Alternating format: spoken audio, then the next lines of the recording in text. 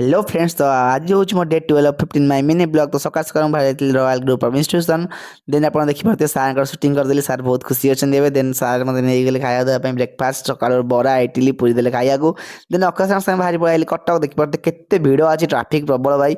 आप देखिए more last previous blog में कार्ड पैलेस आसती कहीं आसती ना मोर कैलेंडर डायरी देवाई रॉयल ग्रुप इंस्टीट्यूशन आज आम नवाक आसलू देखिए रेडी आम पूरा सार धरती रॉयल ग्रुप इंस्टीट्यूशन डायरी बहुत भल लगुच। भाई आम पैकिंग करदे नापी देखिए मु बाइक धरिक बस दीदीटा पेटी सार आगे धरते गोटे ये आम न्यू एसी मेडिकल जो जान कहीदे आम कटक न्यू एसी मेडिकल हूँ बहुत बड़ आकार में। देन सार को छाड़ी घर पलि आसली लंच कली भात चिकेन मो फेवरेट भाई आज चिकेन तो वीडियो नक खाई चलली।